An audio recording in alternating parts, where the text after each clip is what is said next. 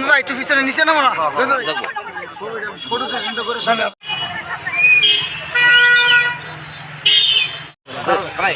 মানে একটু দুই সাইডে দাঁড়ান না মিলে দুই সাইডে দাঁড়াবে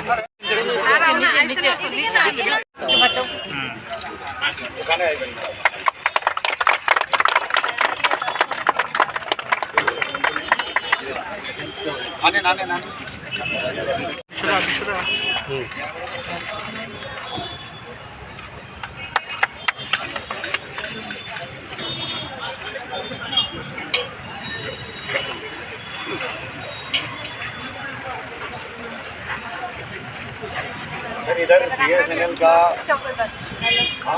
बिल्कुल बढ़िया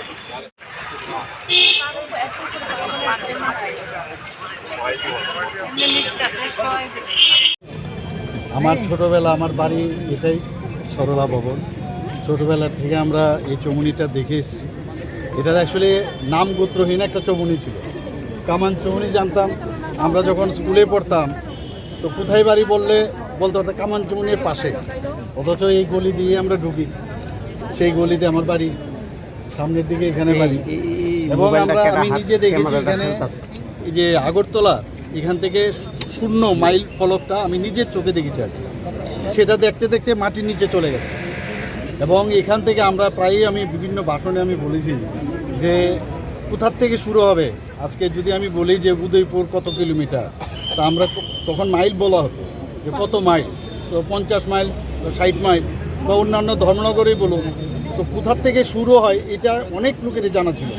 এই মাইল ফলকটা এখন পুরে কিন্তু বের করেছে, আপনারা দেখেছেন এখানেই আগরতলা 0, এখান থেকে শুরু হয়েছে।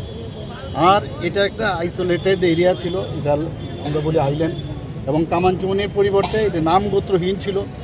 তো আমরা সবাই জানি যে মহারাজা বীর বিক্রম কিশোর মাণিক্য বাহাদুর ছিল ত্রিপুরা, আধুনিক ত্রিপুরা রূপটা।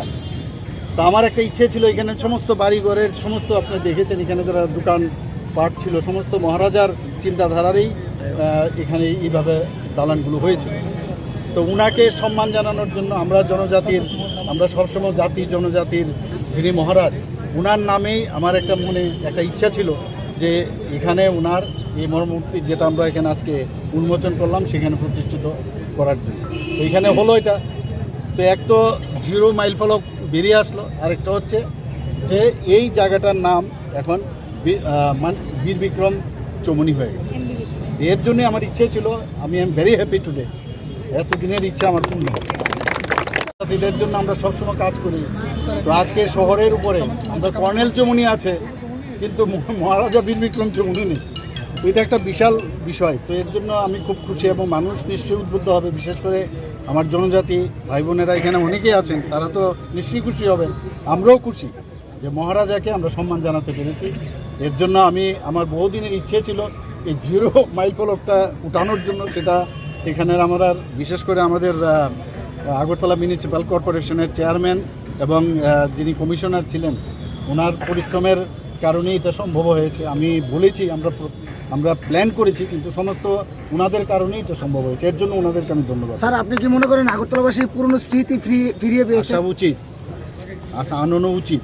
পুরনো সংস্কৃতি, পুরনো কথাগুলো মনে যদি আমরা না রাখি, এতদিন ধরে রাস্তাটাও তো কত বড় হয়ে গেল, আপনি দেখুন এটা কত সুন্দর হয়ে গেল জায়গাটা। তো আমরা চাই যে স্মার্ট সিটির মধ্যে এটা একটা স্মার্ট একটা চমুনি হয়েছে।